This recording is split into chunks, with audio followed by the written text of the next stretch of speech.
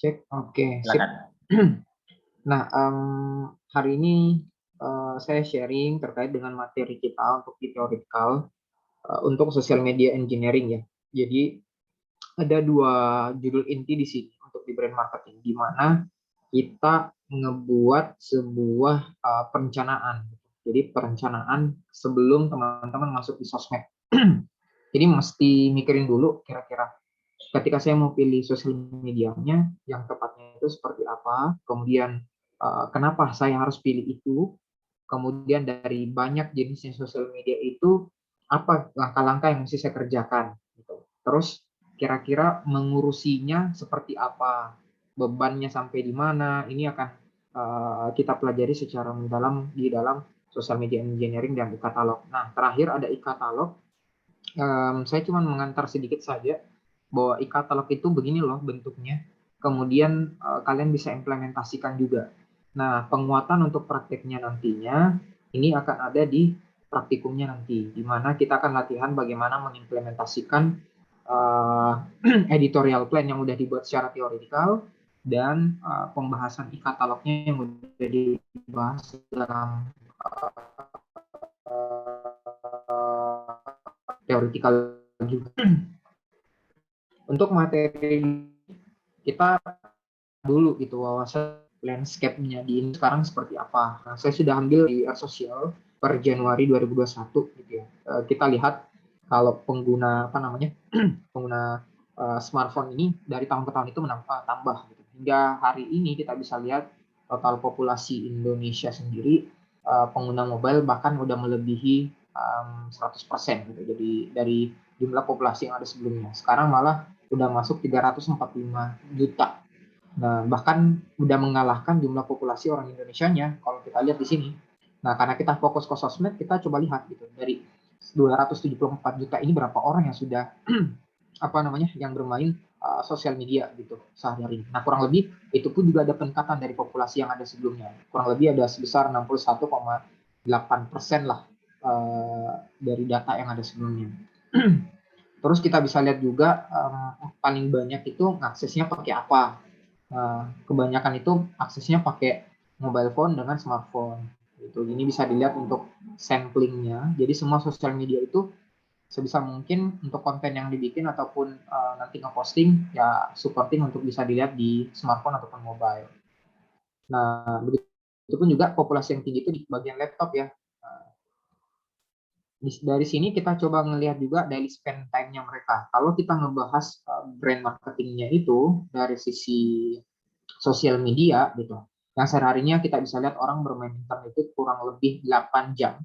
Namun spend time yang bermain di sosial media ya kurang lebih ada sepertiganya gitu ya. Sepertiga dari spend using internetnya. Itu kurang lebih ada 3 jam 14 menit. Ini yang rata-rata orang Indonesia habisin dan data ini masuk saya ambil dari internet.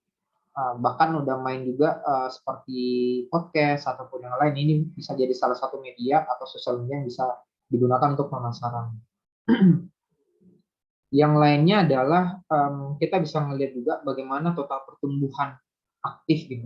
Nah, total pertumbuhan aktif di sosial media use itu kita dapat data ada sekitar 170 juta orang yang tiap hari malah bakalan nambah gitu, sesuai dengan tingkat kebutuhan.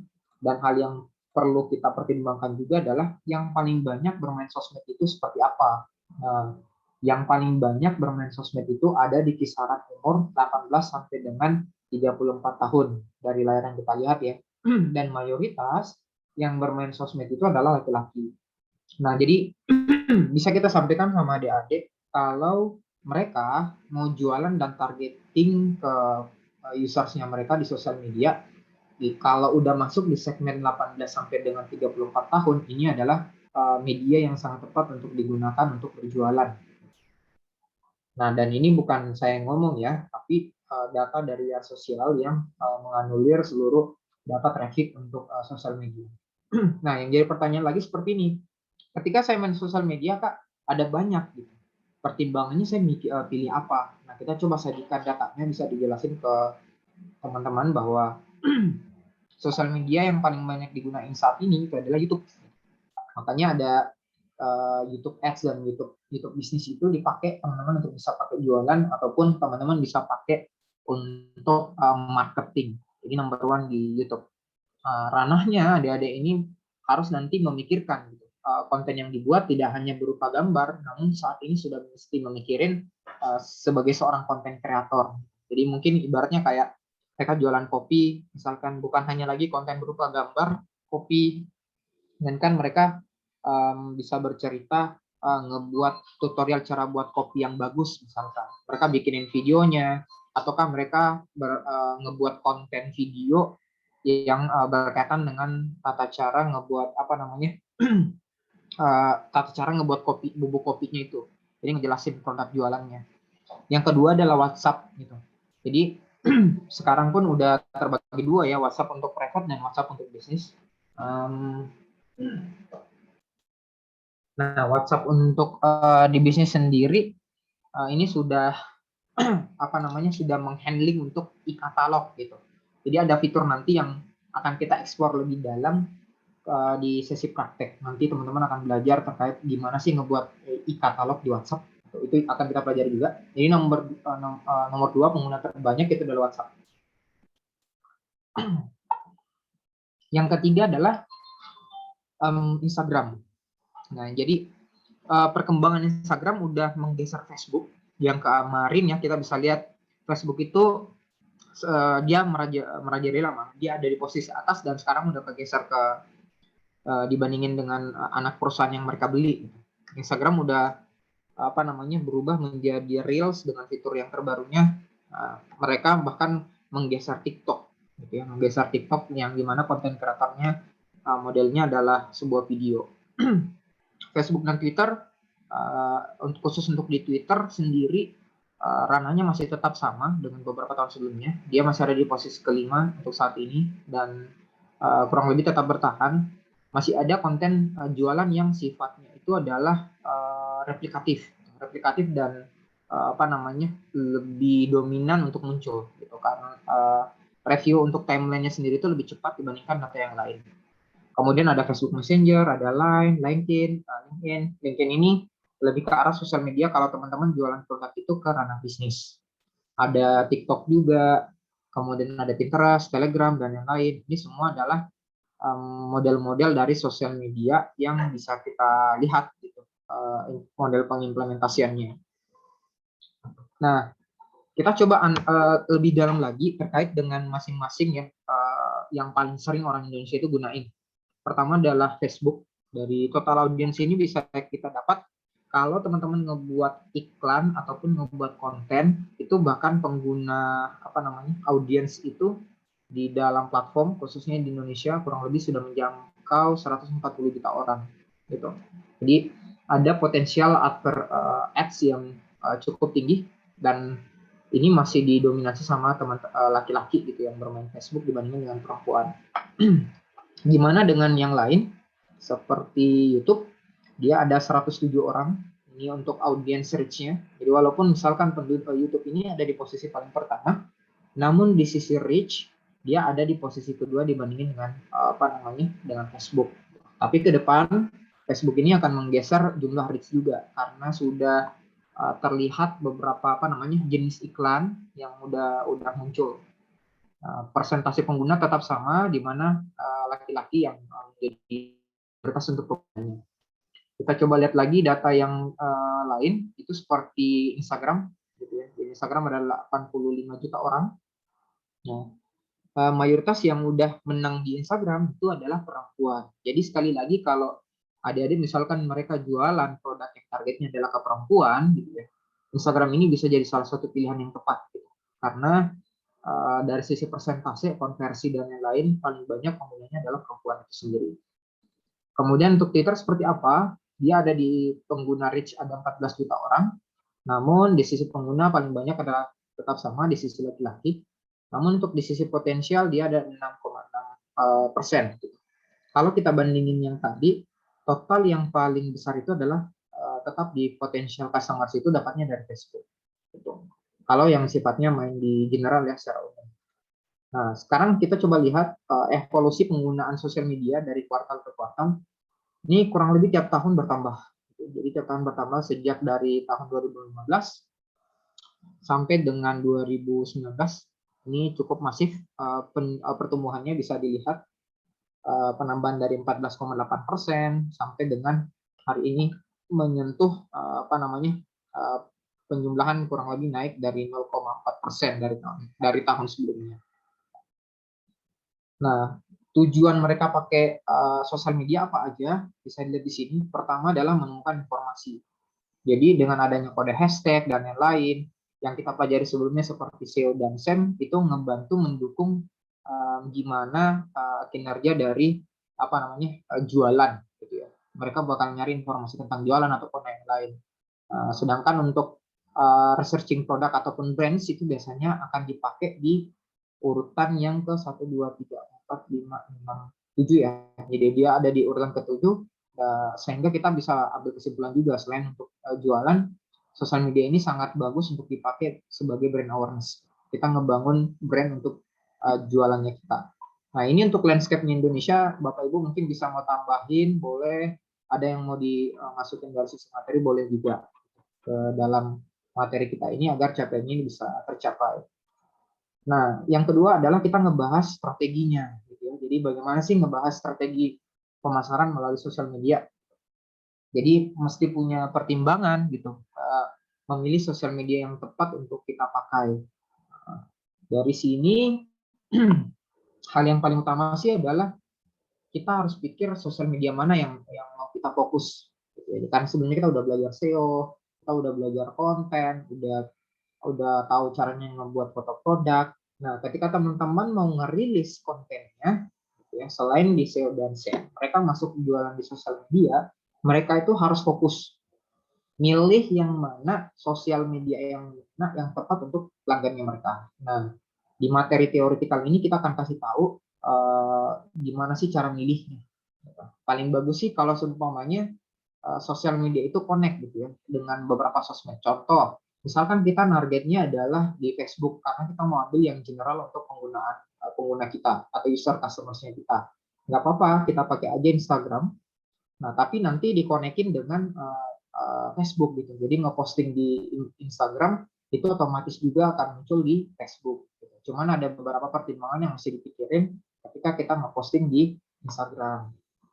Nah, pertimbangan yang kita maksudkan di dalam sosial media itu tidak sederhana cuma hanya posting. Jadi ada beberapa komponen. Yang pertama adalah mereka harus memikirkan biaya. Gitu. Jadi mereka cari tahu seberapa besar gitu biaya yang mereka keluarkan, misalkan mereka ngeposting gitu secara rutin, baik itu dari sisi kuotanya, misalkan traffic kunjungannya gitu ya, ataukah misalkan ada biaya untuk sosmed tersendiri. Nah, misalkan kalau ada layanan free untuk sosmednya itu bisa jadi pertimbangan untuk dipakai. Misalkan ada paling banyak sih kayak contoh Telkomsel, biasanya kan Telkomsel kasih kuota ketengan ya, ketengan ini ke awal juga bisa bantu jawab gitu. Kuota ketengan bisa jadi opsi, misalkan oh ada kuota ketengan free untuk Facebook. Oke, kita coba ambil di Facebook untuk jadi suatu sosial media marketingnya kita karena dari sisi biaya dia support gitu dari sisi vendornya ataukah yang lain ya dari sisi biaya intinya. Kedua adalah beberapa rincian lain yang bisa difikirkan entah itu audiensnya, entah itu trafiknya kah ataupun hal yang lain. Yang ketiga adalah tenaga manusianya. Mesti mikirin ketika masuk sosial medianya jualannya kita mesti atur gitu siapa yang jadi auditornya, editornya, siapa yang jadi moderatornya untuk di Facebooknya karena kalau jualan di fanpage apalagi kalau bangunnya tim itu akan bisa dibagi job role pekerjaan. Ada yang sebagai admin untuk ngepost, ada yang sebagai editor ataupun sebagai moderator. Ini lebih dalam akan kita pelajari di praktikum nantinya. Terus yang keempat adalah mempertimbangkan gitu di jam-jam postingan tersebut kira-kira di jam apa bagusnya kita ngeposting jalannya postingan kita itu di jam-jam berapa agar bisa maksimal untuk jualannya. Jadi ada biaya, rincian lain, tenaga manusia, dan waktu. Nah, yang ketiga adalah kita pikirkan model pertimbangan di sosial media dari sisi ukuran. Nah, kalau model pertimbangan sosial medianya ada 3 hal, ukuran, audiens, sama konten. Jadi ukuran ini seberapa besar konten yang bisa kita kasih masuk ke dalam, jangan sampai kayak Twitter, dia hanya terbatas sebagai 145 karakter dibandingin dengan sosial media yang lain. Kemudian audiens, seberapa jauh reach-nya gitu ya, bisa dijangkau. Biasanya kalau kita nge-post itu akan kelihatan gitu. Jumlah orang yang melihat, jumlah orang yang mengklik, dan seterusnya. Ini jadi pertimbangan juga untuk kita pilih. Apakah dia menyediakan kita atau tidak. Ini agak berbeda kalau misalkan kita pakai Facebook, Instagram, dan Twitter. Nah, kalau di sisi data yang paling bagus adalah punyanya Facebook. Gitu ya. Kalau Twitter itu masih cukup terbatas, kita hanya bisa melihat jumlah retweet, tweet, dan apa namanya likes gitu, di dalam kontennya. Terus pertimbangan juga untuk kontennya, apakah dia support untuk video, link, gambar, ataukah hanya supporting untuk teks. Nah, kemudian yang jadi pertanyaan, misalkan ketika saya ngeposting, baik itu Facebook, Twitter, Google, ataupun Instagram, kira-kira jumlah gitu ya, jumlah yang paling banyak, misalkan kalau saya mau menyasar umur tertentu ya, 15 sampai 22 tahun, 23 sampai 30, ini kita coba pecah dari data WR sosial juga, kita dapat bahwa Facebook dan Twitter itu masih unggul gitu. Kalau di sisi apa namanya kita melempar pemasaran gitu ya. Karena ini terkait dengan timeline-nya sih, jadi pemutaran timeline yang cukup cepat untuk memberitahukan sama si usersnya. Tapi kembali lagi sama produk kita dan disesuaikan dengan segmented marketnya. Nah, kita coba bahas secara detail. Misalkan nih, adik-adik milih pemasaran menggunakan Facebook, gitu. Kapan sih mesti pakai Facebook? Ini kalau misalnya adik-adik mau memikirkan atau jualan itu, mereka nggak mau ambil pusing. Ya nggak mau ambil pusing, ibaratnya karena usersnya itu banyak dari golongan apa namanya umur yang masih muda sampai tua, benar-benar semua udah ada di sana. Nah, kita bisa jadi pertimbangan untuk gunain Facebook. Nah, namun secara organik kurang dari 1% biasanya page itu akan ada interaksi. Paling tidak ada brand awareness lah, orang tahu tentang jualan. Kemudian kelebihannya juga kita pilih Facebook kalau konten kita itu tidak hanya berupa teks, kita bisa masukin gambar juga, bisa masukin video juga, link juga. Jadi kalau kita mau pakai Facebook, itu cukup bagus untuk gunain jenis konten tersebut. Nah, yang terakhir jadi pertimbangan juga kalau kita pakai Facebook, frekuensi kontennya itu masih rendah, tapi apa namanya frekuensi konten tersebut itu rendah, tapi kualitasnya masih dituntut tinggi agar orang itu mau membaca. Gitu ya. Jadi ini khusus untuk di karakternya si Facebook.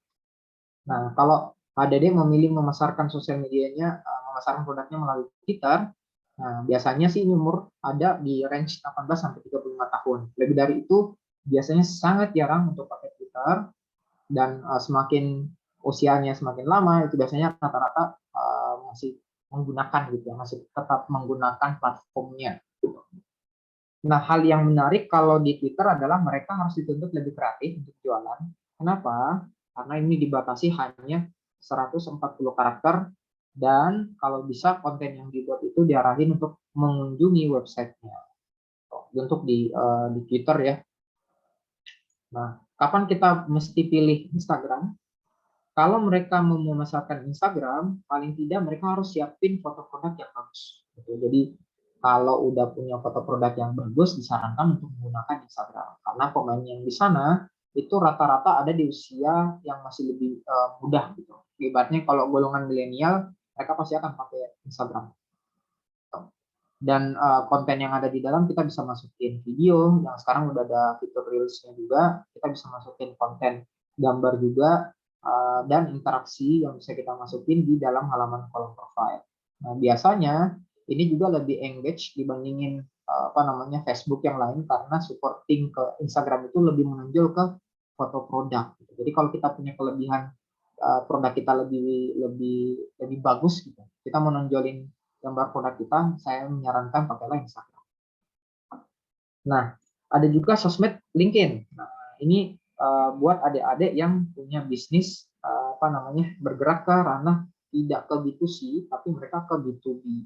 Misalkan mereka jualannya ke perusahaan yang mau diajak kerjasama ataukah menjadi end user-nya mereka, bisa diarahkan menggunakan LinkedIn, karena di sini target pasarnya itu adalah para pebisnis gitu. Jadi bukan hanya perseorangan, orang-orang pun yang di dalam, kalaupun perseorangan, adalah kalangan profesional dan pemilik bisnis. Jadi di sini bisa diketahui ya bahwa ada tingkatan karakteristik dalam pemilihan sosial media. Nah, yang lain ketika mempertimbangkan sosial media adalah tetapin kepribadiannya. Ya, ini contoh bisa dilihat sebelah kiri dan kanan. Ya, satunya ini adalah konten ataupun tata bahasa yang dipakai karena lain targetnya adalah anak-anak muda, mereka akan gunain bahasa seperti ini. Sedangkan yang di sebelah kanan menggunakan bahasa yang kepribadian yang serius. Jadi nggak boleh dicampur, disesuaikan juga dengan brandnya, bahasa yang dipakai. Jadi ada dua hal ya, mana yang mencerminkan bisnis kita dan disesuaikan juga mana yang tepat gitu. Sesuaikan dan baik itu bahasa baku ataupun pakai bahasa pergaulan, kita pilih kepribadian kita di sosmed. Kepribadian kita di sosmed dan ingat mesti konsisten. Jangan sampai hari ini yang ngepost itu bercanda, besoknya serius gitu ya. Nah, ini juga akan membingungkan si pembelinya karena orang yang ditanggapi bisa jadi akan berbeda. Nah, ingat serius itu bukan berarti kaku gitu ya, namun ini lebih ke arah bagaimana kita ngebuat kepribadian untuk jualan melalui online. Nah, kepribadian itu saya pilah menjadi kurang lebih ada 4 ya, 4. Kita bisa sesuaikan gitu. Kalau di sisi karakter itu teman-teman bisa buat kepribadian yang lucu atau ada menyenangkan, supel, sampai dengan berwibawa. Kemudian di sisi bahasa entah kita bisa pakai yang sederhana kah, santai, bercanda, ataupun sampai kompleks. Gaya bicaranya mau yang belak-belakan, ataukah yang kritis, ya. Ataukah kita mau pakai yang sifat atau goals-nya adalah hiburan, inspirasi, edukasi. Nah, ini mesti disesuaikan gitu dengan masing-masing bisnisnya mereka. Nah, ada pertanyaan jadi di dalam mungkin Bapak Ibu ketika di dalam kelas mungkin bisa nanyain seperti ini sama adik-adik. Gitu. Jadi sebelum memilih kepribadian mereka ngeposting gitu untuk jualan, mereka harus tahu kepribadian mana yang mereka akan lakukan, gitu, yang mereka akan pilih. Nah, caranya sih bisa dengan menjawab pertanyaan ini. Misalkan kalau dia brandnya adalah manusia, seperti apa kepribadiannya? Terus karakter dan gaya bicara dari audiensnya kita itu kayak gimana? Bagaimana kita jalin hubungan dengan si customer-nya? Goals atau tujuan kontennya seperti apa?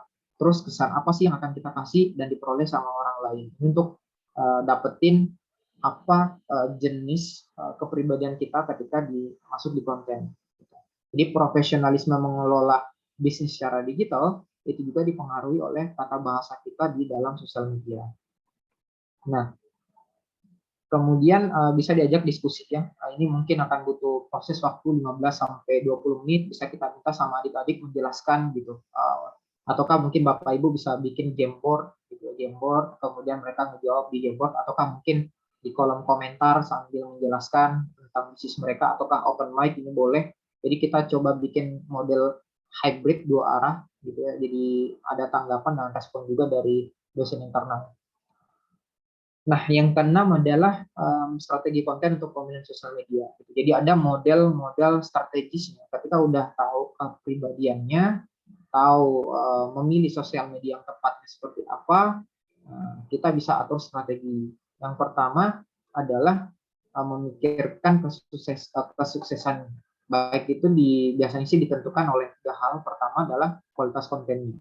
Gitu ya, kualitas kontennya baik itu berupa teks atau link atau gambar atau video.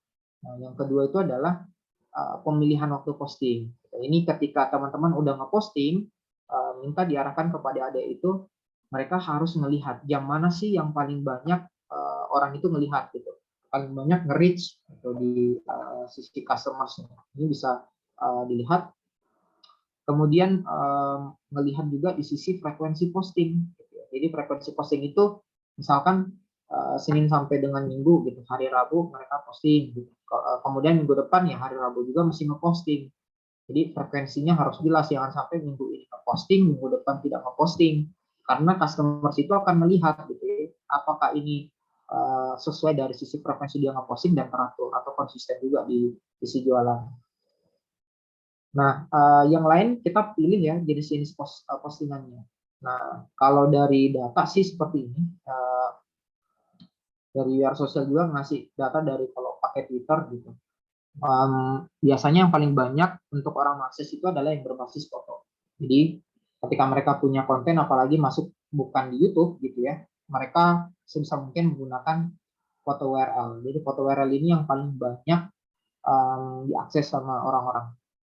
Baru nomor 2 ada video URL, ada quotes, ada yang main di digits, ada yang main di hashtag. Ini juga mempengaruhi gitu di jenis kontennya. Nah, kemudian kalau melihat dari hasil yang ada di Facebook, kalau di Facebook itu lebih banyak yang basisnya adalah link. Jadi link ini misalkan bisa didapat dari postingan yang ada di Google Business, ya, karena di Google Business kan ada fitur postingan juga, ini bisa kita masukin juga ke dalam. Atau misalkan sebelumnya udah ada fitur videonya di YouTube, ya nggak apa-apa, bisa masukin juga postingannya di dalam sosial media dan masukin links. Nah, ada pilihan yang menarik kalau mereka bingung untuk memilih tema konten gitu ya. Biasanya sih ada di 5 hal ini. Jadi list post gitu. Misalkan mereka ngatur kayak artikel berupa daftar list untuk postingan. Kemudian atau bikin postingan terkait dengan why postnya. Jadi menjawab kayak mengapa mereka harus pilih produk A, bagaimana model prosesnya. Kemudian bisa juga berupa video, bisa juga tentang artikel panduan untuk tematik kontennya, ataupun menjelaskan sesuatu. Ini juga dari sisi traffic, ya ini adalah 5 tema konten yang paling bagus untuk dipakai sama Dade untuk memposting. Nah, yang lain adalah bagaimana dengan emotion di sosial media. Nah, paling banyak orang mengakses atau membaca jenis postingan itu yang paling banyak share ya, share ulang itu adalah perasaan yang kagum. Ini perasaan kagum bisa mungkin diangkat sebagai tematik. Ada yang nomor kedua itu adalah joy ya, joy. Others ini yang umum, tapi yang nomor 2 secara general itu adalah joy, perasaan bahagia. Jadi tema tentang keluarga, kemudian yang menggunakan produknya mereka, misalkan ini bisa diangkat sebagai konten dan seterusnya. Seperti ini bisa dilihat dari data ya. Ini data dari Oktober by Noah Kagan. Kemudian frekuensi. Nah, ini penting buat diketahui sama adik-adik. Misalkan mereka pakai Facebook, minimal sehari berapa kali posting sih? Jadi mereka posting paling tidak 2 kali dalam sehari. Misalkan targetnya siang, ya postingnya jam 10. Targetingnya malam, misalkan ya postingnya jam 5 sore. Paling tidak dalam sehari itu mereka memposting 2 kali sehari. Kemudian Twitter 5 kali sehari, sampai dengan Instagram paling tidak 1 sampai 2 kali sehari atau lebih. Ini adalah frekuensi optimal yang dimana adik-adik itu bisa memposting. Nah, karena kita bercerita juga target customers itu tidak hanya di Indonesia, di sini saya nge-share juga paling banyak orang akses sosial media di negara-negara lain. Jadi kalau misalkan Jepang, itu paling bagus kita nge-posting jam 8 sampai dengan jam 9 malam. Cina itu jam 12 sampai jam 1 malam. Nah, ini bisa dilihat dari sisi tabelnya ya. Nah, kemudian kita bisa lihat juga kalau kita main di Facebook, rata-rata orang paling banyak connect itu di malam hari. Jadi sebisa mungkin kalau kita nge-posting, mau itu sebenarnya siang sih ya, durasi postingannya itu sebaiknya adalah 2 jam sebelumnya. Ya, jadi 2 jam sebelumnya, tapi tergantung lagi dengan demografi. Paling bagusnya adalah standarnya targetnya tadi jam 12 jam 12 siang, postingnya itu jam 10 pagi. Intinya kalau mau ditargetin sesuai jamnya, ambillah 2 jam sebelumnya untuk memposting. Nah, yang lain adalah kita bikin jadwal rutin untuk sosial media. Ini penting ya untuk tahu tematik postingannya, karena rata-rata kita dari sisi konten posting karena kita nggak tahu besok kita mau posting apa sih, hari Minggu mau posting apa, Sabtu masih mau posting apa. Nah, makanya kita harus buat jadwal rutin untuk sosial media. Nah, pekerjaan yang masih dilakukan ada beberapa hal, yaitu berinteraksi dengan followers atau influencernya mereka, atur kontennya, setelah konten masuk harus dianalisis datanya, kemudian baca perencanaan dan eksperimennya. Nah, ini gunanya buat tahu permudah proses ikuti tugas harian, mingguan, dan bulanan.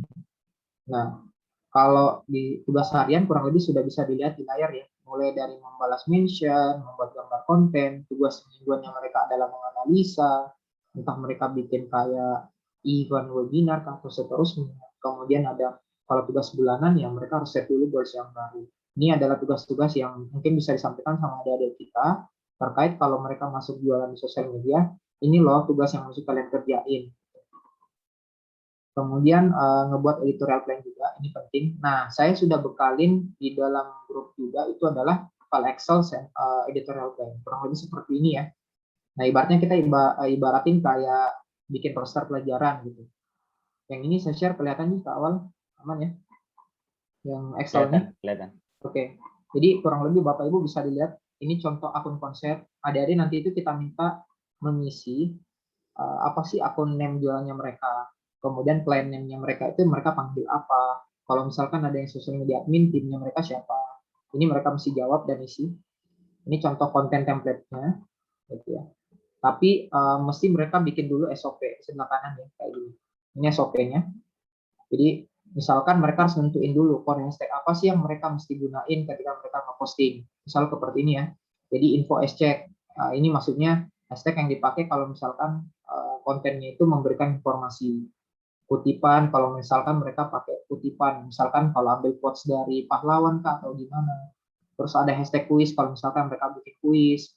Senyum, produk, dan lain-lain. Nah, ini juga perlu dituliskan username password dari fanpage-nya supaya kalau dikelola teman-teman yang lain itu bisa diketahui tanpa perlu lagi diminta.